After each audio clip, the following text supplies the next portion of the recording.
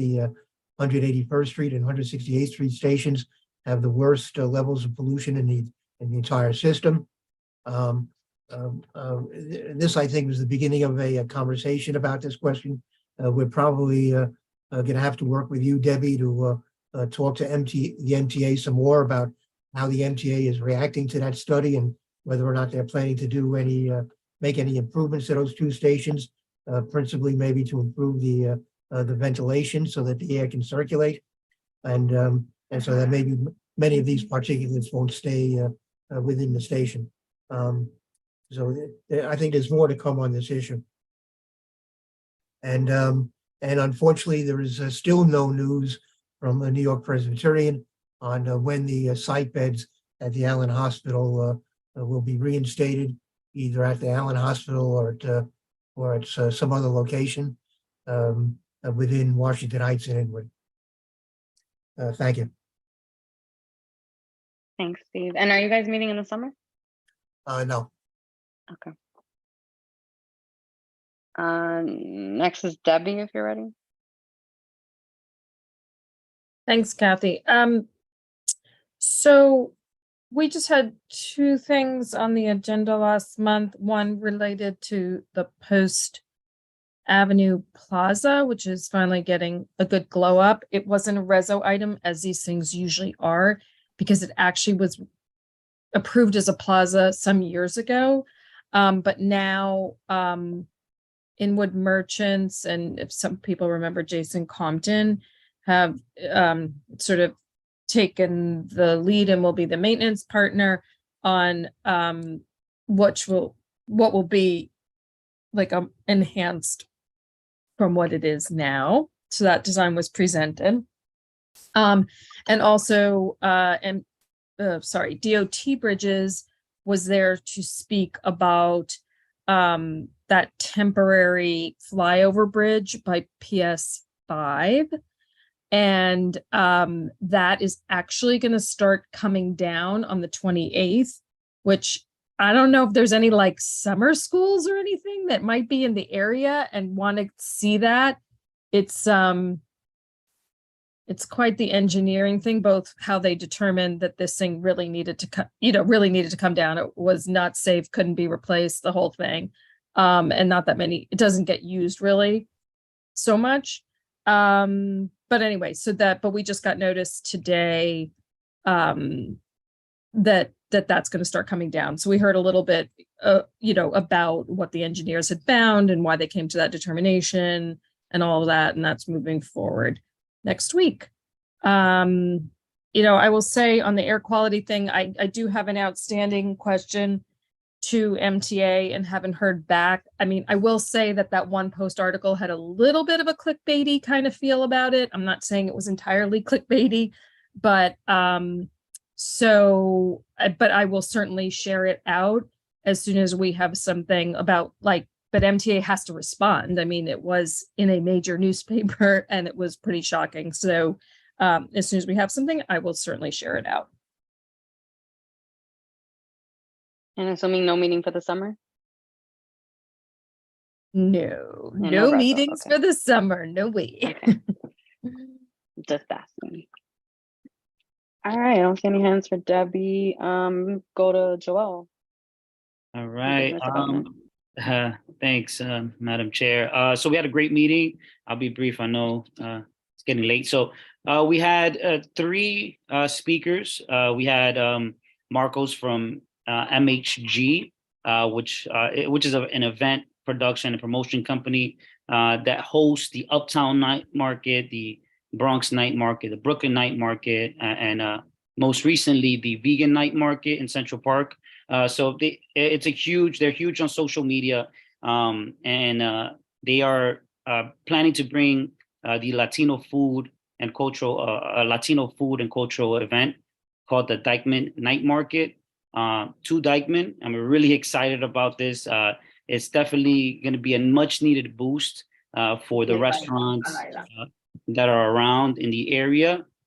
So we drafted a resolution, which we'll vote on next Tuesday, in support of their permit. Their permit will be from on Dyckman Street, from Seaman Avenue to Staff Street. They're bringing 80 vendors, 40% of which are going to be local businesses. And this is kind of a pilot program for them, because usually the night markets that this company usually does is a series of events throughout the summer. So hopefully we get this through next year in the summer. We can have this every week. And he does intend to bring up the percentage. So that's a great thing for local businesses to participate in.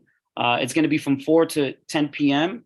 And it's I think the date is September 15th. And it's to kick off Hispanic Heritage Month. It's going to be a driving force for the businesses, and I encourage all committee and general board members to vote for it. So it's a huge event. If you haven't seen them on social media, please check it out.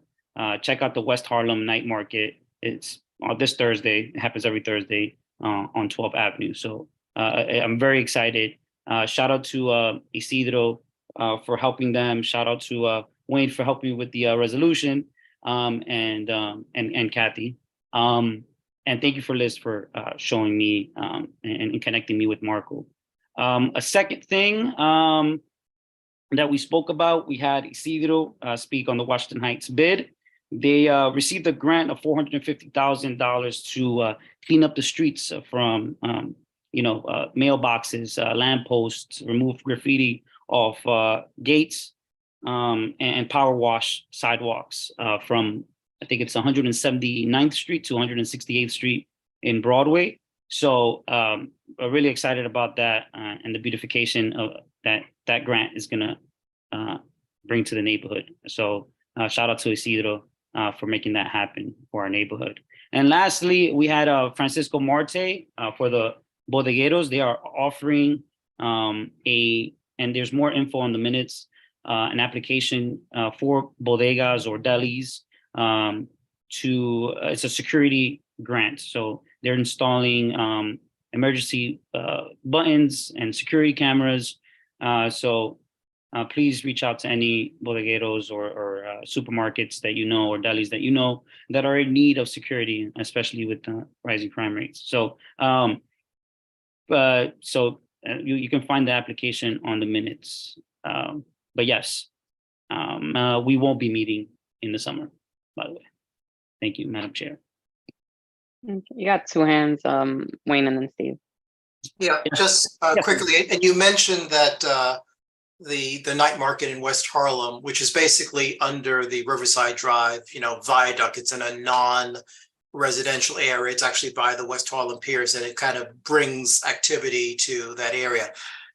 Dyckman Street, we often hear from folks who live there that the restaurants and the patrons kind of don't respect the fact that there are people who live just above them. So how is the operator of the night market going to basically ensure that they're a good neighbor? How are they going to keep, the noise down? Have there been discussions, for example, with the residential neighbors? So we did speak about this. The main building that I think that's going to be affected is 47 and 49 Payson, which is the building right on top of Seawalk. So we spoke about this, and it's included in the resolution. We're going to give them time, obviously before the event. We're going to be good neighbors. The promotion company is going to hand out flyers and notices to them that this event is going on, and it's for the enrichment of the community. That's important to us, right? And I did mention this in the meeting, and we discussed it, that they should be given ample time to adjust to this event. So yeah, thank you, Wayne, for bringing that up. That's important.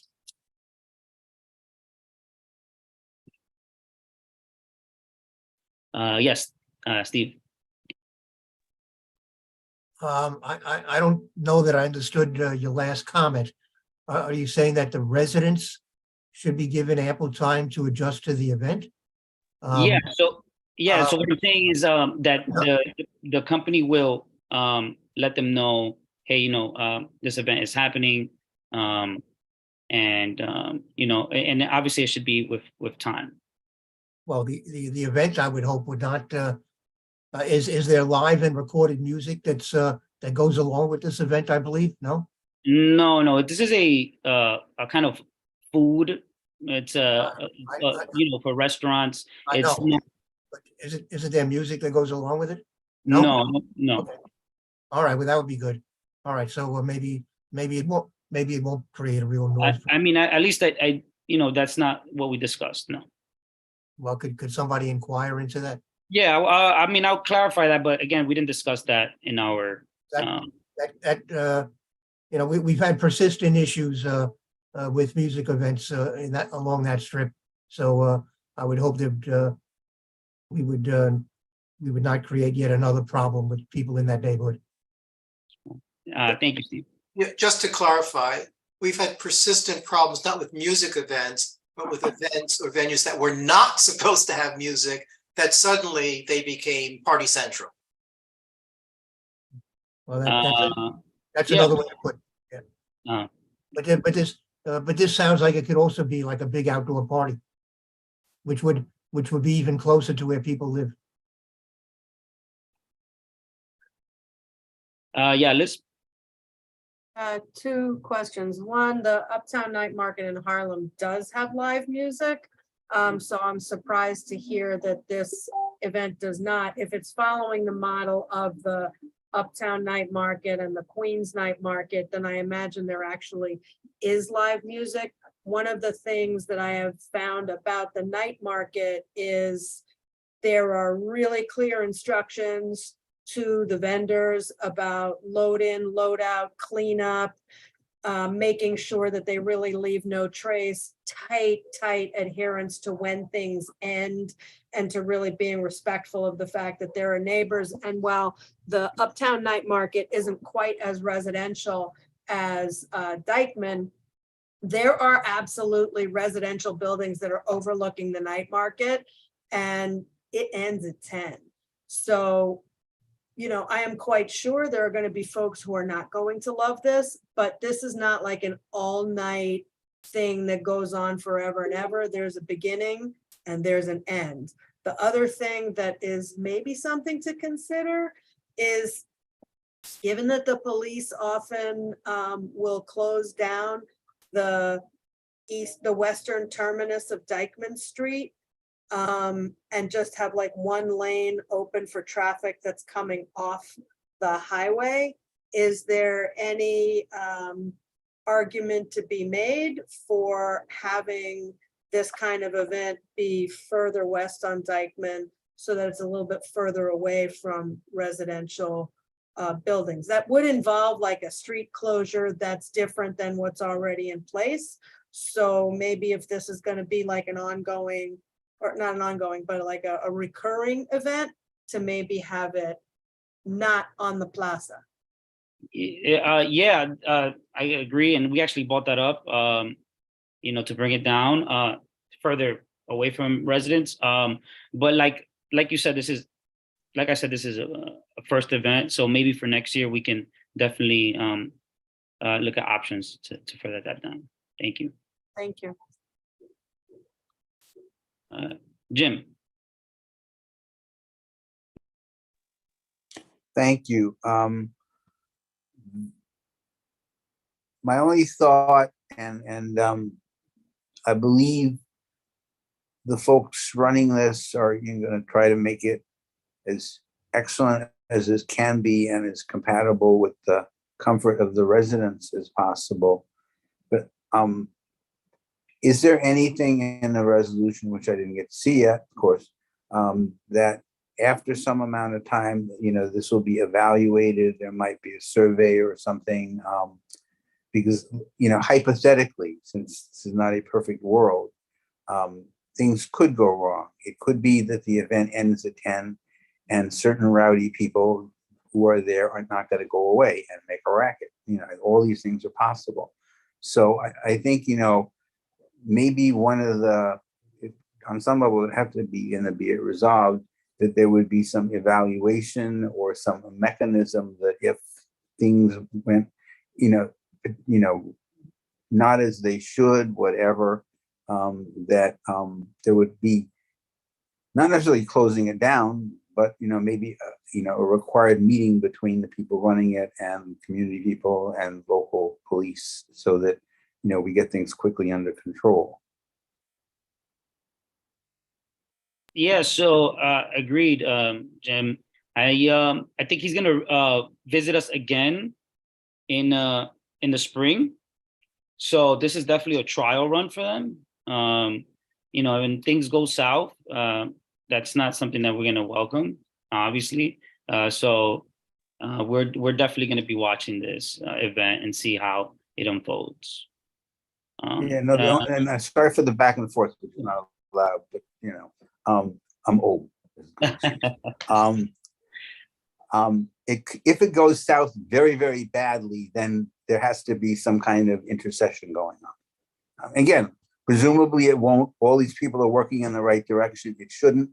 But, we live in a very interesting neighborhood, and we don't want it any more interesting than it already is.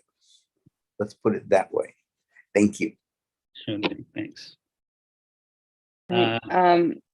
No, all I wanted to give was just really, I could have done it as a point of information. I met with CB9, or I spoke with CB9's chair, Barry. I mean, obviously, like Wayne shared, right? Like that area is very different because it's not as residential. And while they do have events, often it's not, to the fame that Dykeman is. But Barry actually shared really great feedback about it, and really commended them for the way or the operations, the logistical pieces. Like Liz also shared about the production company. They don't play games, right? Like in terms of cleanups, permitting, security, in terms of running a very smooth operation is something that he spoke highly of, and like their communication with all of the partners, not just the vendor. So that definitely does quell any kind of concerns that we may have. But definitely, like Joel's gonna present it on the floor. We only have a couple of days if there is new information that we need to get from Marco. But yeah, that's all I wanted to say. Yeah, Marco does, to your point, Kathy, he runs a very tight ship. I spoke to him offline. He is very strict about ending at a certain time and making sure that they clean up fast. And he's done this several times. So he did it, I think it was 80 times or 70 times throughout the city last year. So it just speaks to how good he runs the ship. All right, thank you. And your first result, Joel. So Yes, it is. Yes, it is. Thank you, Kathy. Yeah. All right. So we got 4 more. Sorry, we're gonna make it by 9. Wayne, and then I know Marielle's still here, but we'll circle back to you. Wayne. Thanks. We had a couple of agenda items. We had the executive director of the Historic Districts Council, Frampton Tolbert, join us to discuss how CB12 might work on advancing some of its preservation and historic designation objectives, and how Historic Districts Council can work with us on that. One of the action items that came out of that is for the community board and community members to come up with a list of sites and buildings that they're interested in seeing designated, and HDC can work with us to strategize how best to advocate for them. But I also will point out that I believe it was last year there was an HDC staffer who came to present an initiative that HDC has undertaken to outreach to the Spanish-speaking communities of the city. And right now they're focusing heavily in the Bronx, but what they've noticed is, there are communities that are really plugged in to preservation activities, and there are communities that feel a bit divorced. And, based on some of the feedback, they're getting many of the communities that may have more dominant Spanish speaking are not as tied in. So they're working, to, better educate folks on what the process is, and, what are some of the approaches to advocating for preservation, which at the end of the day, I mean, it is a political process, and we do need to make sure we have our elected officials pushing, with us. We also had a presentation by the Department of City Planning on a citywide zoning text amendment focused on carbon neutrality. It's called the City of Yes for Carbon Neutrality. We, as you may recall, reviewed the preliminary outlines of that earlier this year. The text was not yet written. The text was finalized and released for review, I believe was on May 2nd. The public review period ends on July 3rd. The Land Use Committee passed a resolution, which will be presented next Tuesday. But as I mentioned early in the meeting, we have just until, July 3rd to get it into them. That being said, apparently city planning has received quite a bit of feedback from other community boards, because there are 59 community boards that have to comment on this. So they will continue to accept comments until the beginning of September, but that does not mean, we should, take our time. I mean, there's no reason why, basically in the space of a week, we can't, cut and paste the Word document onto letterhead and, get it to city planning, so that they have our opinion on this zoning text amendment. And that's it. I don't see any hands for Wayne, and like I mentioned, Borough Board voted unanimously in favor of it. Okay, I'm gonna go to Lesar, the public safety.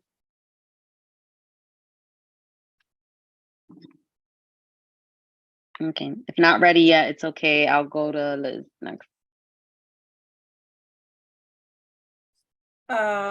Ebenezer already mentioned that we had this wonderful 175th anniversary celebration of the High Bridge.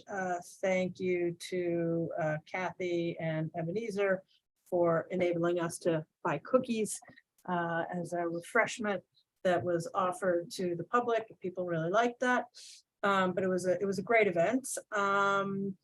We had a very long meeting because we had a lot of reports to hear from folks prior to our summer break. We had an update from the Parks Department on the proposed redesign of the Dykeman waterfront and some work that's going to be done restoring the edge at the waterfront, and some restoration to that sandy area, which, I mean, I want to call it a beach because it's sand, but I don't want to call it a beach because you can't swim in it. But the sandy shoreline where the terrible falling apart pier is, executive summary on that is they're taking that pier down and going to move the pier so that it's to the south of where the restaurant is, attached to where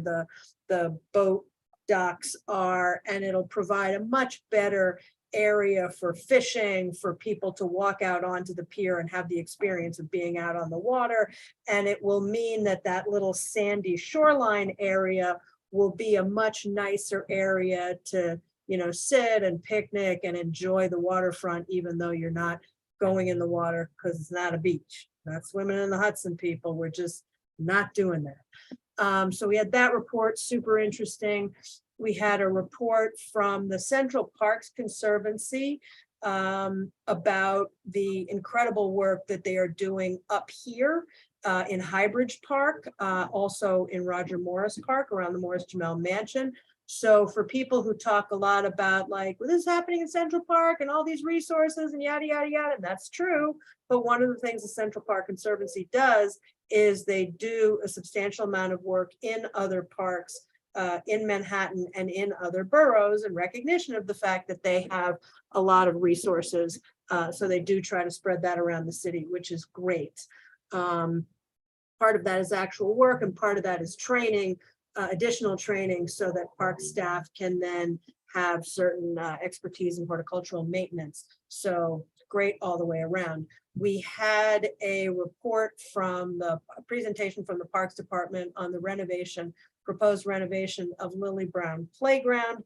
That is a reso item. It passed unanimously. It's a beautiful design. We had actual children who showed up on the Zoom and offered, really useful input on what they liked and what they didn't like about, the existing playground. It's a very productive meeting. Shout out to the Parks Department for really robust community engagement on that, which was materially useful in coming up with such a great plan. And the last thing that we had on the agenda was a presentation from EDC and Parks and their designer, the company that's the design firm that's doing the design of the new not playgrounds, the new parks at the North Cove and at Academy Street. That was not a reso item because they don't have a set plan yet. They gave a summary of the kinds of feedback that they heard after many, many different kinds of public meetings on Zoom, walkthroughs, in-person meetings, pop-ups where they set up tables and solicited feedback. And they came back with a sort of high-level conceptual framework of what they're looking at in terms of design for those two new facilities. Questions? Wayne? Just really quick, on Roger Morris Park, Yes. is the Central Park Conservancy committing to some ongoing relationship, or are they working on a particular project and then they're gone? So what they do is they have a couple of parks that they support on an ongoing basis. I want to say Marcus Garvey and Morningside. Steve will correct me if I'm wrong, I'm sure. And then for 1 year, they do intensive both projects and also training. So the training is, a gift that keeps on giving, but is not ongoing. And I believe that is the relationship that they have with Roger Morris. That said, I do think that, there is some kind of professional development, ongoing professional development that is available, but I don't think they're going to do continuing work beyond the year. And they are training park staff or community volunteers or both? I believe both. Steve, Steve is probably gonna correct me on some of this or fill in some of the gaps.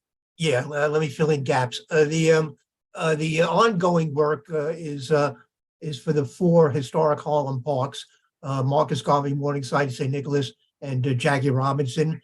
They also have this allied program where they identify particular parks where they're going to spend a year and do.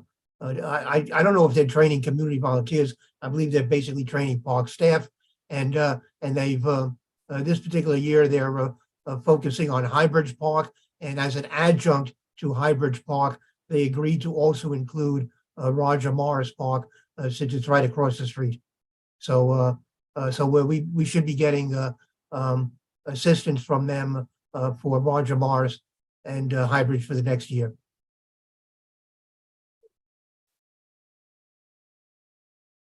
The only thing I have to add is in September, EDC is planning to come back with their proposal. At that point, I believe it will be an actual proposal, which will then be a reso item.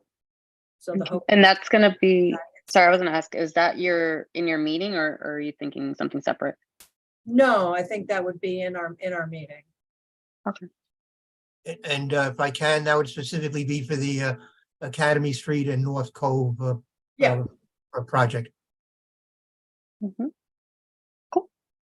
All right, we got 3 more. Can I also just say one other quick thing? Mm-hmm. Really amazing, the Art on the Avenue project that where local artists, it's like 24 local artists who are in unoccupied, vacant storefronts on Broadway and 181st Street in the bid. So thanks to the bid, thanks to Art on the Avenue, this is an amazing, amazing thing that I've seen in other communities. I'm really delighted that it's come to Washington Heights, because we have, unfortunately, a lot of vacant storefronts and fortunately a lot of artists. So it's great art. Go check it out.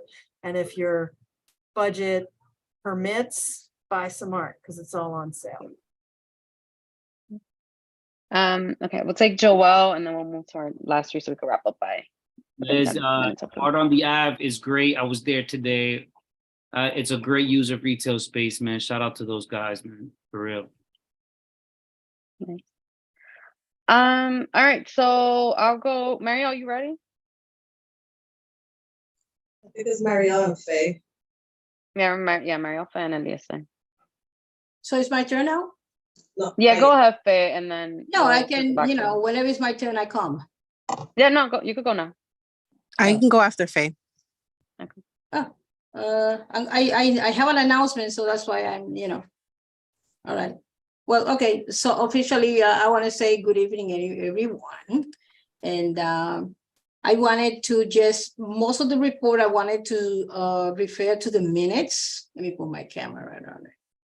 And I think I have an important announcement to make. So we had two presentations, and I wanted to begin by thanking Jacob for co-hosting the meeting, with me. Jacob has been great, access for our committee, and I cannot thank him, enough for all the hard work that he been doing. So one of the presentation was actually called by Jacob as a part of his goal for our committee.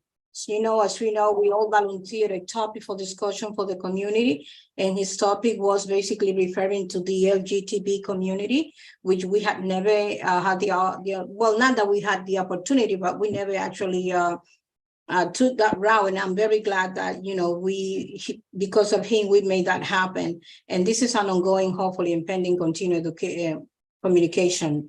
And hopefully, more to come on that.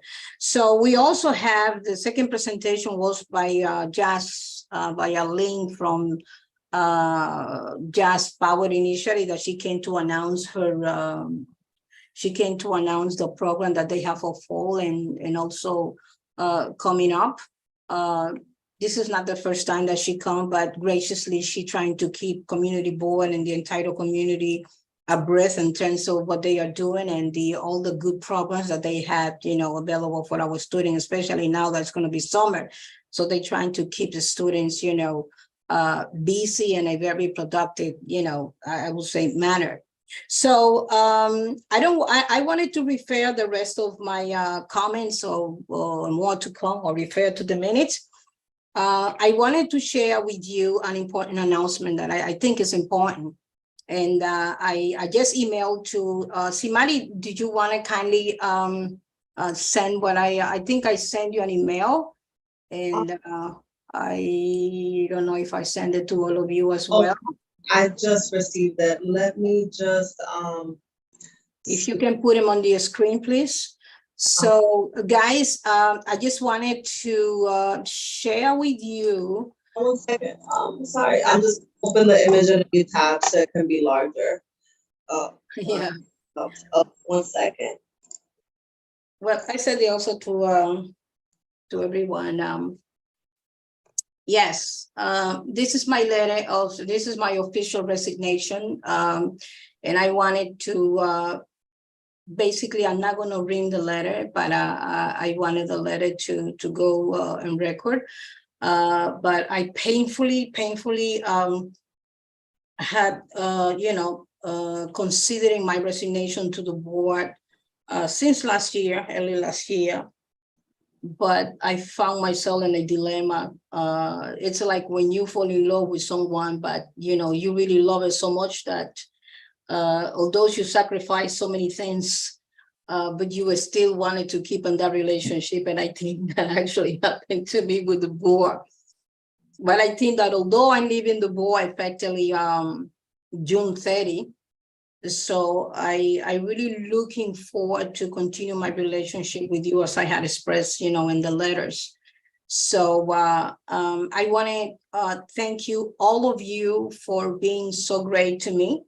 I think it has been really a very great experience. Have the opportunity to get to know many of you, to work with many of you, and I wanted to in particular highlight my appreciation for folks that were very close with me, like Mary Anderson. We really had the opportunity to do a lot of things for our community, especially for the seniors. I want to thank Wayne, especially Steve Simons and Liz Reader for from time to time to give me guidance, especially in those resolutions when I passed it, that it wasn't many as I wish it. But one thing I wanted to make it clear that working in team is never been an easy task. Sometimes probably when you thought that I have to probably take decisions once I have promised something to the community, and the way makes it longer for committee members to decide or to even to reply a simple email because everybody's so busy. So that had not stopped me from delivering my promise.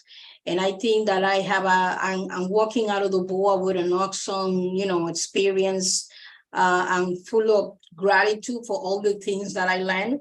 And although I may not have been probably the person that expressed and is such a highly or so eloquent, the thoughts, the ideas that I have, I consider myself to be a person that I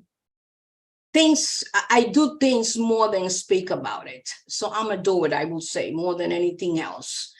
And I guess that I hope that the time that I had spent, with you, almost 14 years, because I spent 1 year as a volunteer before I officially joined the board, and 13 years as a board members, in 2010 when I was officially assigned.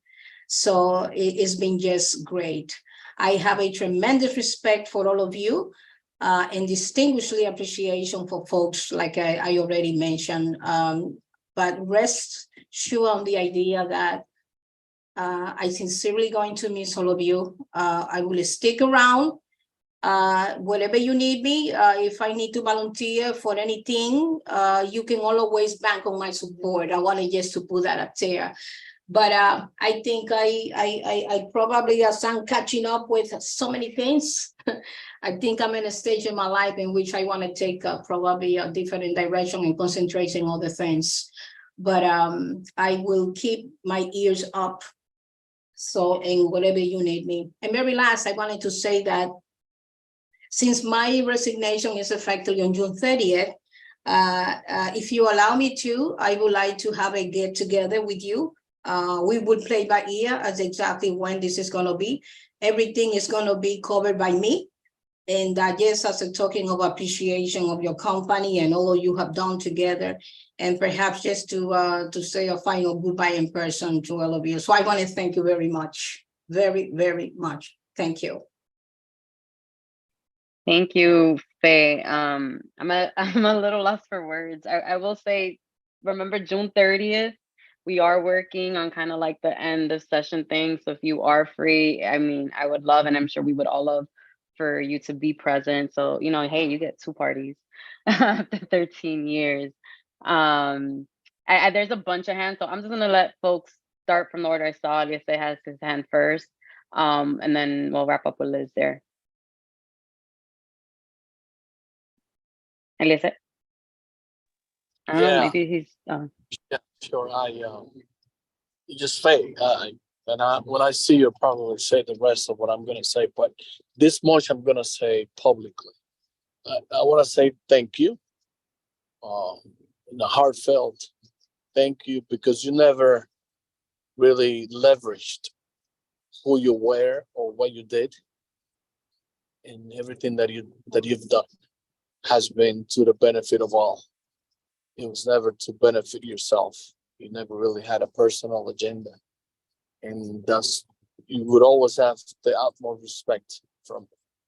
So having said that, the rest I'll share with you privately. I just want to say thank you. Thank you. Steve?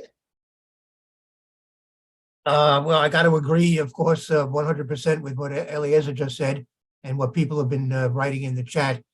You gave us 13 very good years. You did very good work. You were selfless. You weren't. You had no personal agenda, and you went beyond in many respects what a committee chair is expected to do. We are absolutely going to miss you. This is an announcement I wish I had not just heard. So I certainly wish you the best, Faye, and I hope we can stay in touch. Yes, we will. Thank you. Appreciate it, Steve. Appreciate it also, Eleazar. You know, appreciate your kind words. Definitely, I do. And I forgot to mention James Berlin. I deeply appreciate, James Berlin for all the things that he not only did for me, but also, as a board. It's been a great learning experience as well. And all the folks that actually appointed me to this, board. Well, the letter says everything in details. And it's giving you a piece of my mind and how I feel. But I'm leaving just the board for now. And, but I feel that, and I would like to continue my relationship with the board, but I think it's time to move forward. Yeah. I think I'll quickly say that I echo everyone's sentiments. And I know I met Faye working with the New York City Public Schools. So I think that's a testament to her working within the community at large, not just on the community board. So kudos to you, Faye, and we'll definitely keep the work going and collaborate in the future. Sure. And very last, I want to make sure that the staff know that I have, though it's in my letter, but I really wanted them to, I want to say thank you for their, collaboration and all the hard work that they put together to make our, committee works, a reality and to get the point, of our work across, the community. I just wanted to wish you all the very best and just be as always mindful of our staff. I hope that I can see or at least to hear some positive changes. And we have folks in the staff that, folks in there that they all work very hard, one more than others. But keep an eye on that and give Cesar to whatever belongs to Cesar. And, you understand. Yes. So thank you all. This is my report. Liz, go ahead. Sorry. Yeah, I just want to say that, Faye, you and I have not always agreed, but there is no, you have always worked very, very hard to represent the entire community. And I have nothing but gratitude for your hard work and your huge heart and your tremendous spirit. So thank you for that. Appreciate it. It's the sentiment is mutual, and part of, of growing and moving forward and leadership and all that kind of things, it's that, we understanding the principle that we're not always going to agree. But yes, we ought to respect each other. And I think that's all I receive. And I hope I have given to you the same thing, the respect that you all collectively deserve. And you all always will have my respect, no matter how much in disagreement we may find ourselves. I deeply feel tremendous respect for all of you, for your intelligence, for all the things that you do. I really do. And I mean it. Yes. Thank you. Thank you. I'm allow Angel because he hasn't really spoken this evening. Go ahead, Angel. Yeah, no, I just want to say, Faye, I remember my very first time or first engagement with the community board was actually because of your committee. was youth and education. I was a graduate school student about 10 years ago. So I want to say thank you for exposing me to the community board, and thank you for teaching me what community boards do. And here I am in 2023, almost over 10 years after that, on the leadership here on the board. So I want to say thank you for your service, thank you for your time, and thank you for your mentorship and everything that you have given to our board. Oh, you're welcome, and thank you for follow up on it. I'm glad that you're there and you can exercise, your best and all your knowledge and all the things that, that you can perhaps share, with the community. And of course, I forgot, but I meant to say Columbia Presbyterian Hospital, all these folks, NYPD, of course, 34th, 33rd, and all the our friends, community partners that are, and looking probably to this meeting, and perhaps whenever they decide, anyone that I come across to, as a result of our relation with the board, I want to deeply also thank all of them. And that's it. I guess there is nothing else to say, but just gratitude. I'm very proud that I was a great, a member of such a great, organization. I love you all, and I really mean it, and sincerely mean it. Thank you all. Thank you. No, thank you for sure. Without knowing what a board was, actually my first ever interaction with a board was actually your committee. It was decades ago, so that's a story for another day. But definitely the creativity with which you run the youth and education meeting, and really pushing in like what board service could look like, right? Whether it was a Saturday meeting, whether it was initiatives, has always kind of continued that conversation. So thanks for that. And then, like I've always said, I'm like, this board continues to be your board, right? Whether we're on it or not, this is your community board. And so it's always home. I know Marielle has a reso, I think, that she's gonna be sharing. And I know it's 9, so I want to honor folks' time. Hey, so not for executive committee vote, but I do have an update. If I can give it really quickly. Yeah, that's what I meant. Sorry. Okay, yeah, no, all good, all good. But before I go in, Faye, although you and I did not work closely together, unfortunately, I will say the little bit that I have seen of you, I was always inspired. So, and clearly it's a testament to what you said, very much a doer. So thank you for all of your work, and it's good to hear that you'll kind of continue to remain involved in the community in other ways. So thank you again. In regards to the committee earlier this month, and shout out to Emily for chairing while I was like traveling during the meeting, but we had actually it was a pretty long agenda, but a very good meeting. We first had a presentation from Bowery Residents Committee. So as you recall, they're working on the Inwood shelter. So Muzzy Rosenblatt, the CEO and president, and some of the other members of staff of BRC were present, talked about the shelter. The committee answered questions. The committee agreed to put forward a resolution, which will be presented at the general in support of the shelter that's being built. And so that will be presented formally at the general meeting. We were meant to have a presentation from Palante Harlem. Unfortunately, they did not appear. So we'll hopefully reschedule that presentation for September. And again, thanks to Emily, we had a really great presentation as well from WEACT. So what we've been trying to do is every month for our meetings, bring in a community partner just to tell us a little bit more about what they do, what are their priorities, and ways that the committee can support. The committee also discussed, as you may all recall, the resolution talking about the intersectionalities and kind of the impact of the crises facing New Yorkers. There was a lot of back and forth. And kind of as what happened during the committee meeting, we asked for feedback.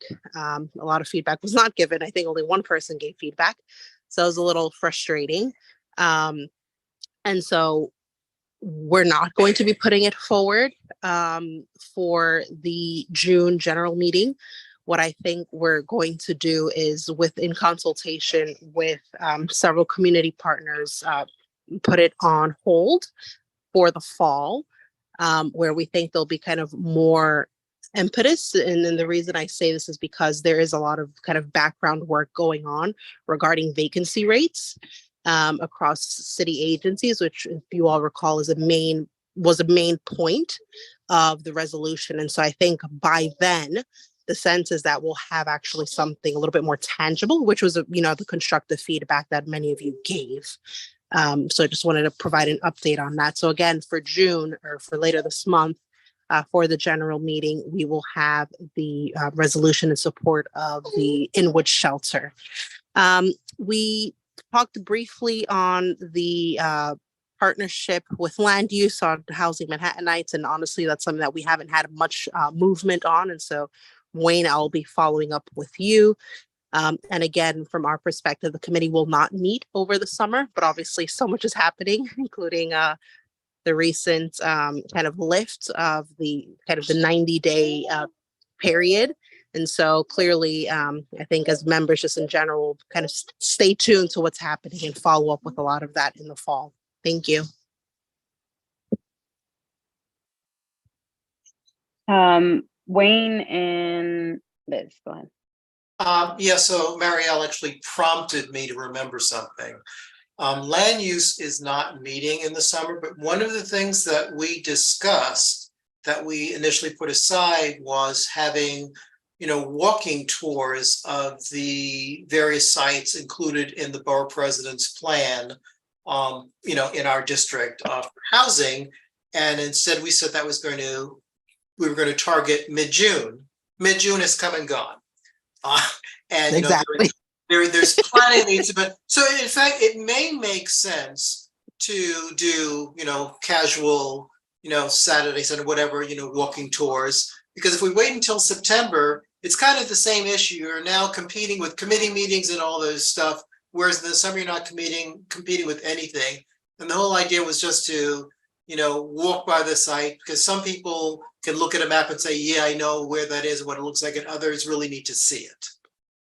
So that's something that we may in fact do.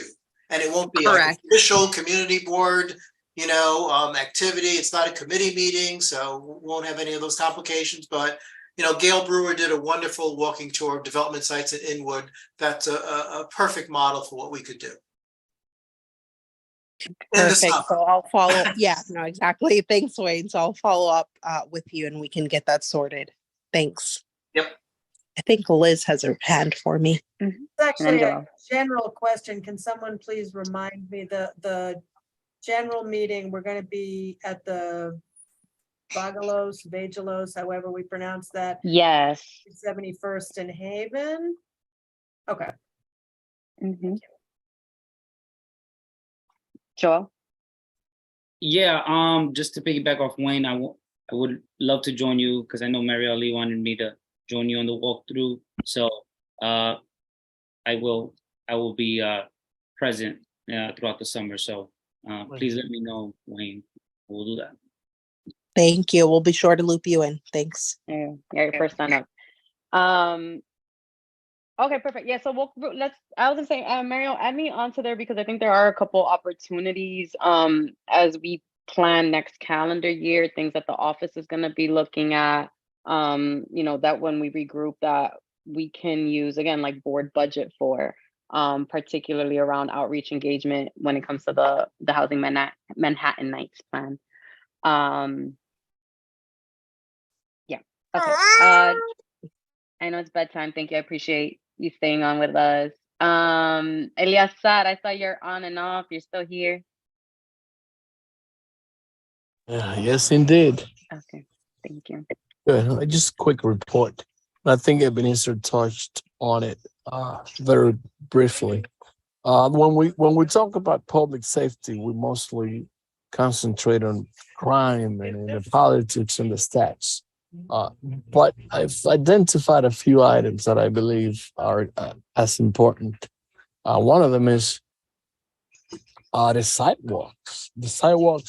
And now the inability of our pedestrians to walk safely in our sidewalks it now has become an issue in a way in which a lot of the accidents do come unreported just because they don't become official as as a byproduct of the inability of people to walk safely in the sidewalk. So we had a particular incident in 204, actually 207 and 9th Avenue, in which a developer, Wayne, and this is something that we can touch back on this summer, has decided unilaterally to extend their working area onto the streets about 8 feet in without having the proper permits. And that is a public safety issue.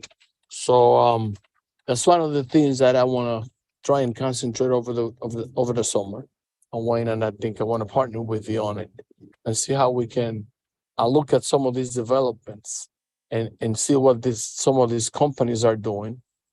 They feel unwatched. DOB doesn't have enough staff to try and inspect them as thoroughly as they should. So I know I owe you a call on that. We should speak tomorrow, and then we'll touch up on it, and Marielle as well. But from the public safety optic, and I think that this is as big a problem as crime in the street has been. So with that, I finished my report, and I'll be speaking to you more in depth tomorrow. I got a quick question about that. Hugely important issue, but I'm just curious, when you talk about like the sidewalks, are you talking about from like a DOB perspective of encroachment, a DOB perspective of the quality of the sidewalk being like broken up and difficult, or are you talking about like vending or a whole combination of all three of those? I'm gonna start from the top. It's a combination of, but in this particular subject, in the one that I was able to, we all know that vending is a problem, especially. That's old news. But I've seen how some of these developers, especially in the library, in 207 and 9th Avenue, how they miraculously, the pedestrians lose the sidewalks. They disappear all of a sudden. And then you ask these people, I spoke to one of the foremen on Saturday, and they didn't have an answer. And their permits don't really show that they have the ability to go 8 feet onto the streets. So that's exactly sort of like what I'm referring to. So is that, I don't know if Ebenezer is still on the call, but if that's maybe something that you can talk to him about, like raising at the district cabinet, like, because that just feels, that's a very, very specific observation with, in theory,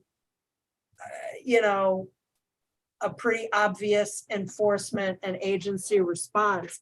And we don't have to wait for you to have a committee meeting about it. Ebenezer could theoretically raise that in DSC, if you're able to more fully brief him on that, because you are 100% correct. This is a big problem.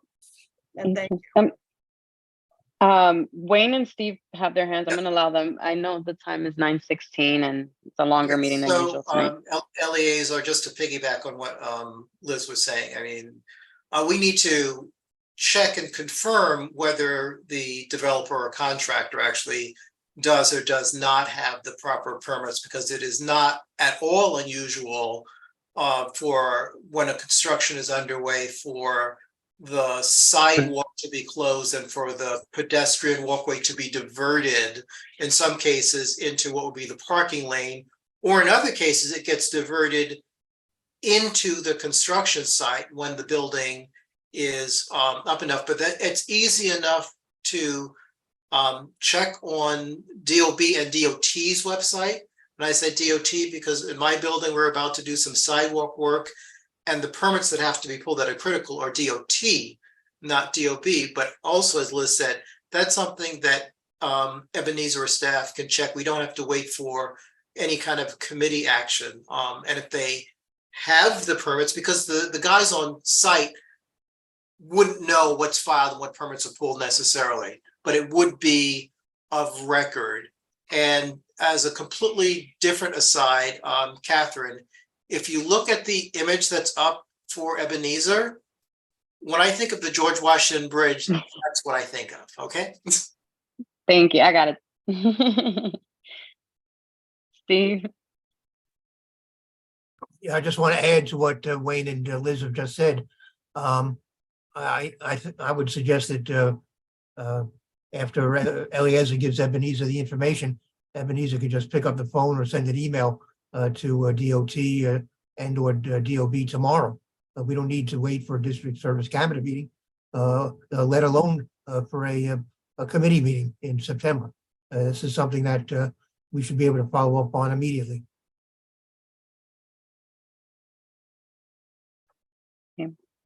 Great. So I mean, DSC did pass, but we'll figure out how to kind of keep it consistently on the next DSC for their radar. Okay. I think that covered everybody. Yeah, that covered everybody. All right, so we have 18, 19, 20. We have 21 rezos on the floor next week.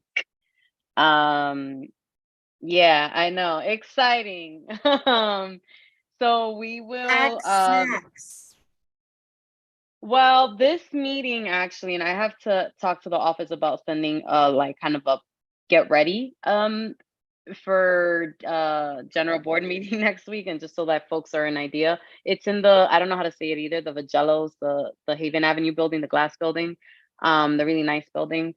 That was the only space available. I had asked for other alternatives because it is a theater, like auditorium setup, and that building has a lot more restrictions. So like food, water is completely off the table for us to bring in. I know I'm saying the bearer of bad news. So hopefully over the summer we can book the rooms that will allow us and give us and are a little bit more intimate for next year. Church in Inwood.